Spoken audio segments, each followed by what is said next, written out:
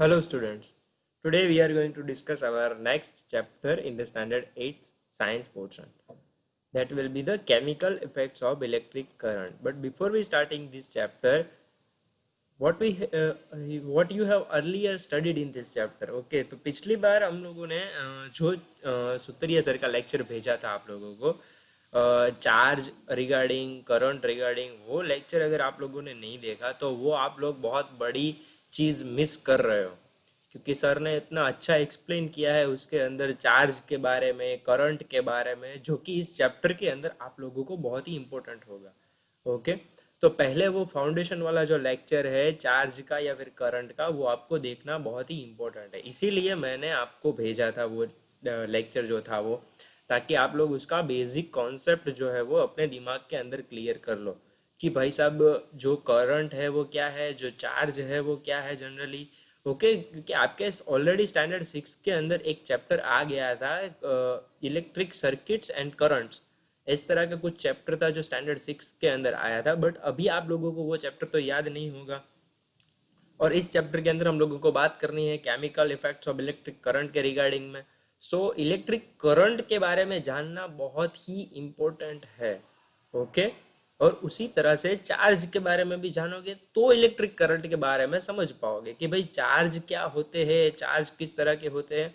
Generally क्या होता है कि कोई मटेरियल होता है तो मटेरियल स्मॉल मॉलिक्यूल से बनता है। मॉलिक्यूल किससे बनते हैं, तो मॉलिक्यूल्स बनते हैं जनरली एटम से। ओके, और उस एटम के अंदर तीन चीजें होती है। ओके भाई साहब, ये सारी चीजें जो मैं बोल रहा हूँ मैं यहाँ पर लिख रहा हूँ कि कोई मटेरियल होता है। ओके, वो मटेरियल किस तरह से बनता है, तो बहुत सारे मॉलिक्यूल्स को इकट्ठा करके बनता है। और मॉलिक्यूल्स कैसे बनते हैं, तो बहुत सारे एटम्स को मर्ज करके बनते हैं। और एटम कैसे बनते हैं, तो एटम के अंदर तीन चीजें होती है। ओके, जनरली तीन चीजें एटम के अंदर होती है। उसमें से सबसे पहली जो है उसको कहते हैं प्रोटॉन, दूसरी जो है न्यूट्रॉन, और तीसरी जो है उसको कहते हैं इलेक्ट्रॉन। ये तीन चीजों से जो है हमारा एटम का स्ट्रक्चर जो है वो बनता है। अगर इसके बारे में भी आपको डीप में जानना है कि सर ये सारी चीजें क्या है, ये जरा स्ट्रक्चर जो आप समझा रहे हो वो क्या है, तो इसके बारे में भी स्टैंडर्ड 9th के अंदर एक चैप्टर है स्ट्रक्चर ऑफ एटम करके। तो वो भी आप लोग if you want to see the lecture then it is available on the playlist of standard 9th साइंस। Okay, you can check there. वहां से आप क्या कर सकते हो, प्रोटॉन न्यूट्रॉन इलेक्ट्रॉन के बारे में जान सकते हो। उसकी सारी ब्रीफ हिस्ट्री जो है वो मैंने वहां पे बताई है। बट अभी हमको बात करनी है चार्जिस के बारे में। तो अभी मैंने बोला ना कि एटम्स होते हैं, उसके अंदर तीन चीजें होती है। उसमें से जो प्रोटॉन भाई साहब होते हैं उसका एक चार्ज होता है। चार्ज मतलब कि उसका जो डिपेंडेंसी है, मतलब कि वो किस तरह से वर्क करेगा। ओके, तो वैसे ही प्रोटॉन जो है वो एक आयन के जैसे काम करेगा। और जो ये आयन है प्रोटॉन, वो कैसा चार्ज होगा, पॉजिटिव चार्ज वाला होगा भाई। उसी तरह से इलेक्ट्रॉन भाई साहब जो है वो होंगे नेगेटिव चार्ज वाले। और न्यूट्रॉन जो है उसका कोई चार्ज नहीं है, it means it is a neutral. Okay, तो इस तरह से तीन चीजें हो गई भाई, एक तो पॉजिटिव चार्ज हो गया, एक नेगेटिव चार्ज हो गया, और एक हो गया न्यूट्रल। इसमें से जो पॉजिटिव और न्यूट्रल चार्ज है वो हमेशा एटम के बीच में रहते हैं। यहाँ पर कोई भी एटम होता है तो यहाँ पर प्रोटॉन भाई साहब होते हैं और यहाँ पर न्यूट्रॉन भाई साहब। अब प्रोटॉन का चार्ज तो हमको पता चल गया है कि पॉजिटिव है, न्यूट्रॉन का कोई चार्ज नहीं, इसीलिए यहाँ पर मैं जीरो लिख रहा हूँ। अब इलेक्ट्रॉन जो है वो क्या करते रहते हैं, यहाँ पर कंटिन्यूअसली रोटेट करते रहते हैं। ओके, सारी चीजें आप लोगों को मैं बता रहा हूँ, खास ध्यान से सुनना। इलेक्ट्रॉन्स जो है वो यहाँ पर ऑर्बिट्स के अंदर रोटेट करते रहते हैं यहाँ पर। और इलेक्ट्रॉन का चार्ज क्या है, नेगेटिव है, तो इसीलिए मैं ई के ऊपर माइनस कर रहा हूँ। ई यानी कि इलेक्ट्रॉन, और उसका चार्ज जो है वो माइनस है, इस वजह से मैं ई के ऊपर माइनस कर रहा हूँ। Okay, so electrons are rotating around the nucleus. Nucleus किसको कहेंगे, जहां पर प्रोटॉन और न्यूट्रॉन दोनों है उसको हम क्या कहेंगे, न्यूक्लियस कहेंगे। और ये न्यूक्लियस जो है that is the important point, क्योंकि इसकी वजह से कोई एलिमेंट जो है वो स्ट्रक्चर फाउंड करेगा, कोई एलिमेंट जो है वो अपना फॉर्म क्रिएट करेगा। That is the main reason that the proton and neutron will be stable in the atom. Okay, and electrons are rotating around it. Okay, so electrons जो है वो घूमते रहते हैं। ओके, अब चार्ज जो है वो तो चार्ज तो बता दिया कि पॉजिटिव और नेगेटिव चार्ज ही होते हैं। अब इलेक्ट्रिक करंट के लिए इसमें से कौन सी चीज जो है वो रिस्पॉन्सिबल है, ये that is the important point that we have to discuss. कि इलेक्ट्रिक करंट के लिए जो इम्पोर्टेंट चीज हम लोग डिस्कस करने वाले हैं वो है हमारे इलेक्ट्रॉन्स। हमारे इलेक्ट्रॉन्स जो है वो क्या करते हैं, अब सिंपली आप सोचो। आप लोगों ने पिछले सारी चीजों के अंदर देखा है कि भाई पॉजिटिव जो है वहां से नेगेटिव की ओर चार्ज जो है वो फ्लो होता है। ओके, यानी कि positive attract to the negative और may be negative attract to the positive. Okay, यहाँ इन्हें इन दोनों के बीच में कोई फोर्स ऑफ अट्रैक्शन जो है वो लगेगा। ओके,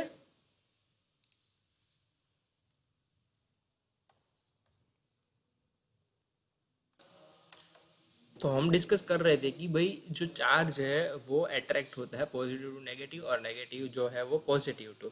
ओके, सो हमारा इलेक्ट्रॉन जो है वो नेगेटिव चार्ज वाला है, इसलिए वो क्या करते रहता है, वो अगर मैं यहाँ पर कोई पॉजिटिव चार्ज रख दूँ, सपोज कि मैं यहाँ पर कोई पॉजिटिव चार्ज रख दूँ, तो इलेक्ट्रॉन्स क्या होंगे, उसकी ओर अट्रैक्ट होंगे।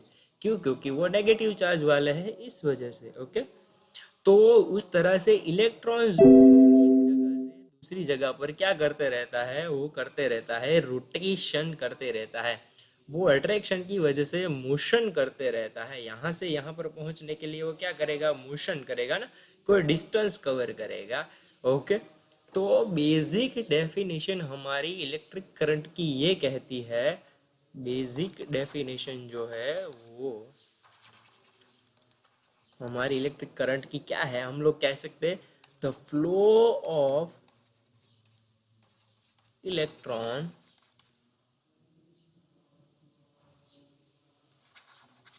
Is known as electric current. हमारा बेसिक डेफिनेशन ये हो गया कि भाई अगर मेरे को इलेक्ट्रॉन का फ्लो करवाना है तो वो इलेक्ट्रॉन के फ्लो को मैं क्या कहूँगा, कहूँगा मैं इलेक्ट्रिक करंट। अब इस चैप्टर के अंदर हम लोगों को इलेक्ट्रिक करंट के साथ साथ और क्या क्या चीज़ें डिस्कस करनी है, तो इलेक्ट्रिक करंट के साथ साथ हम लोगों को डिस्कस करना है कंडक्शन ऑफ इलेक्ट्रिसिटी। अब कंडक्शन ऑफ इलेक्ट्रिसिटी मतलब कि इलेक्ट्रिसिटी जो है वो किस में से पास हो सकती है, किस में से पास नहीं हो सकती है। हमको बहुत सारी चीज़ों के बारे में पता है ना, कि भाई अगर मान लो कि मेरे को अगर शॉक लगता है, तो मैं अगर किसी वुड या फिर किसी प्लास्टिक वाली चीज़ को पकड़े रखूँगा तो मेरे को जो है वो शॉक नहीं लगेगा। That is because of the insulation provided by the wood or the plastics that will protect us from getting the shock of the electricity. Okay, so इस तरह से हम लोग इलेक्ट्रिक करंट से बच सकते हैं, तो उसको हम इंसुलेटर बोलेंगे, जिसमें से करंट जो है वो इजीली पास आउट हो जाता है, फ्लो हो जाता है, उसको हम बोलेंगे कंडक्टर बोलेंगे।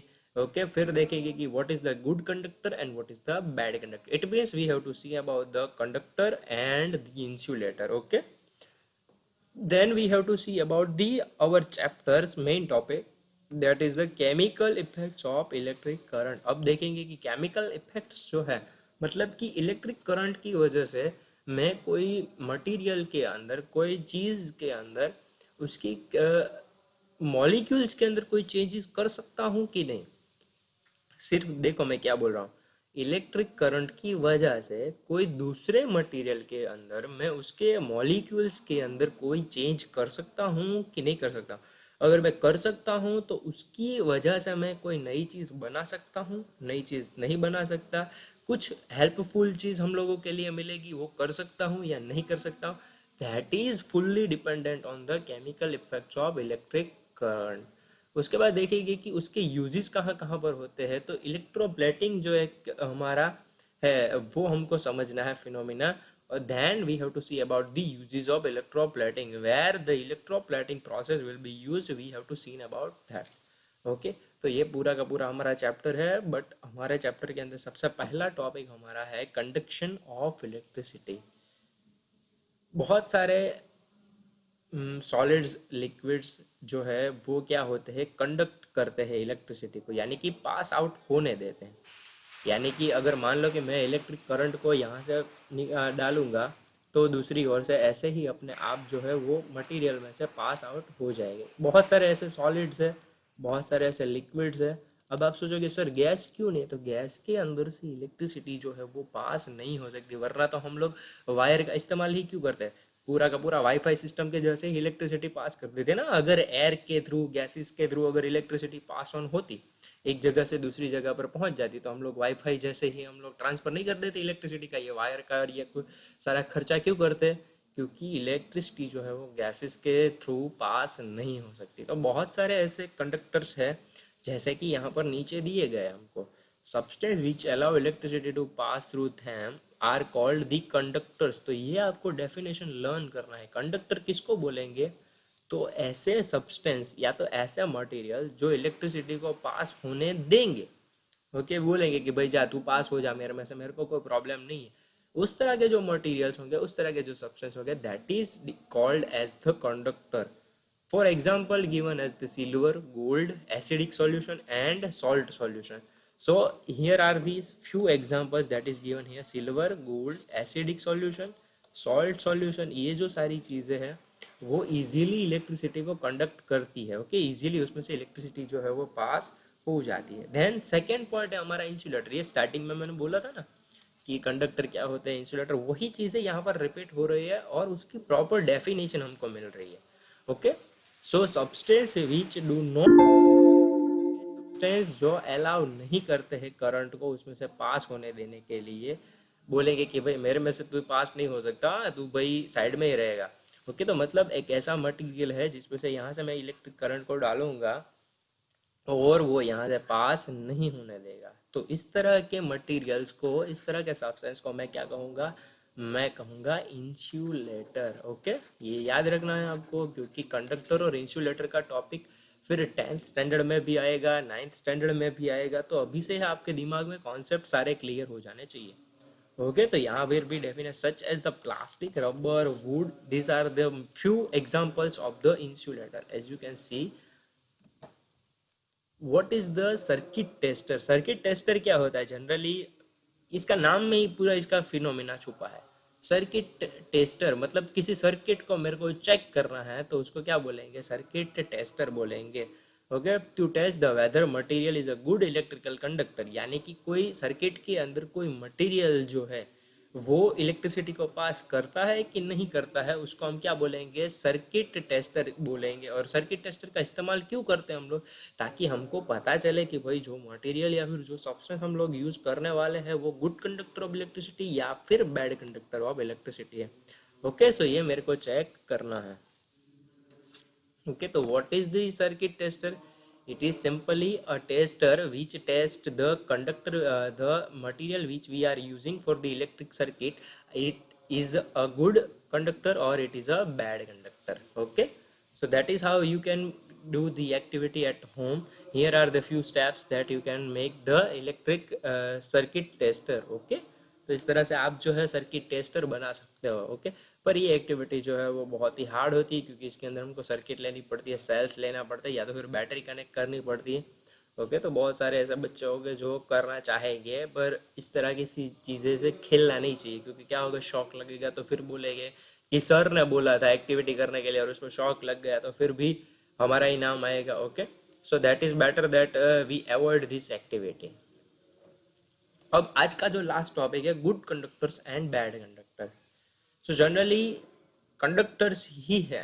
ओके, अब देखो इसमें से इलेक्ट्रिसिटी तो पास होती ही है। ओके, बट अब देखो, substance which allow electric current pass through them easily are called good conductors of electricity such as the silver, gold, aluminum and etc. तो good conductors किसको बोलेंगे, जिसमें से easily electric current pass हो जाए, भाई electric current easily pass हो जाए। ओके, तो ऑब्वियस है सिल्वर जैसा मटेरियल है, गोल्ड हो गया, एल्यूमिनियम हो गया एट्सेट्रा, यानी कि बहुत सारे ऐसे मटेरियल्स है जिसमें से इलेक्ट्रिसिटी बहुत ही इजीली पास हो जाएगी। ओके, कंडक्टर का मतलब तो यही है कि इलेक्ट्रिसिटी पास हो रही है। अब गुड का मतलब क्या होगा कि भाई इजीली पास हो रही है, तो इसका मतलब बैड का मतलब क्या होगा, थोड़ी सी very little amount of electricity will be pass through it. Okay, तो उसके लिए बहुत मेहनत करनी पड़ेगी इलेक्ट्रिसिटी को पास होने के लिए। जबकि गुड कंडक्टर के अंदर तो इजीली ट्रांसफर हो जाए।